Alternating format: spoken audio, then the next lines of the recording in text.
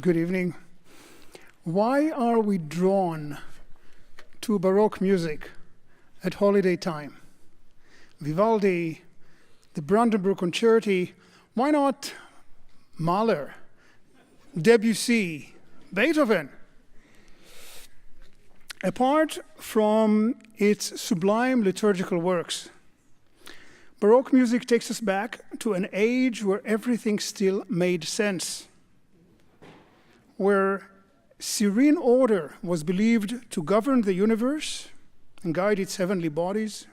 This perfect cosmic harmony vibrated sympathetically with human music, the seven celestial spheres corresponding to the seven notes of the scale. Scientists, philosophers, and musicians were all engaged with this absolute grand design until the advent of the industrial age and the Romantic movement, which was its artistic accompaniment. Then everything turned upside down. A worldview as ancient as classical Greece was gone forever. Consider this. Plato had taught that anything the eye could see was illusory. Modern science teaches that the only things that exist are those we can see and touch, even if with remote robotic devices on other planets. The dizzying progress of technology and science has robbed us of the certitude and security of an orderly cosmos, placing us in a vast galaxy, random and purposeless. And modern music, by abandoning tonality, has left us floating without the anchor of a home key, making us musically homeless. This is why when holidays approach, we yearn to take a reprieve from modernity. We use candlelight. We cook traditional dishes, turn off our cell phones, and listen to Baroque music. Baroque comes from the Portuguese barroco, a pearl of irregular shape, and covers the period of 1600 to 1750. It had been used originally for painting and architecture.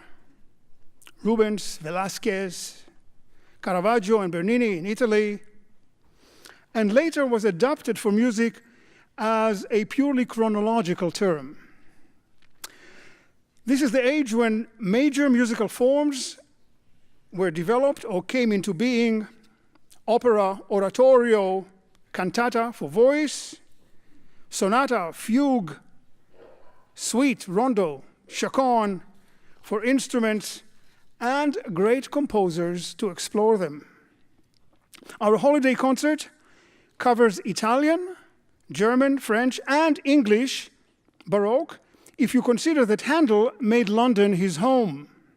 Born Georg Friedrich Handel, he died George Friedrich Handel without umlaut, an English hero, and buried in Westminster Abbey. Unlike Bach, he was ambitious socially and financially, lived luxuriously, and his art collection included 2 Rembrandts. His music is regal, celebratory, majestic, imperial, so well suited to the English court and English self-image. The oratoria, especially the Messiah, made him a superstar, and with the passing years, it acquired mythic dimensions, as we all know. In the 19th century, overblown performances of the Messiah were conducted in the Crystal Palace and became yearly extravagances. To give you an idea, in 1883, it was performed by an orchestra of 500, a chorus of 4,000. The capacity of Carnegie Hall is 3,000. and the audience numbered 87,769.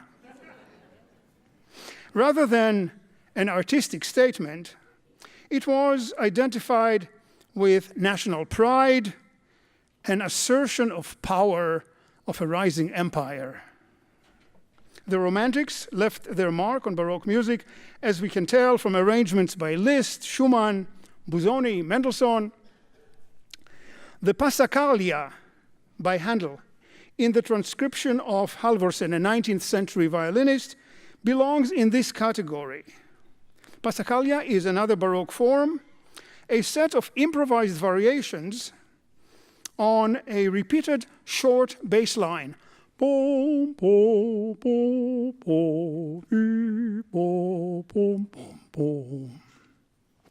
This harmonic progression will repeat more or less 30 times, give or take some repeats, and on top of it, you will hear Handel's inexhaustible imagination dressed up in virtuosity and bravura of romantic garb. If you thought that oy vey was a quintessential Yiddish expression, you may be surprised to hear it repeatedly as Hochdeutsch in Tellemann's tragicomic lament about the cat that ate the canary, in descending half steps, which are really stylized sighs. Oh vey, my canary is tot. My canary is dead.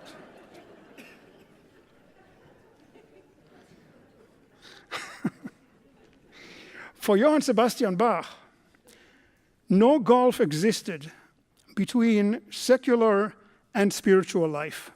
Bach, the religious man, was Bach, the man, who was a lover of a strong drink, a good joke, and enjoyed his conjugal bed with 20 children to prove it.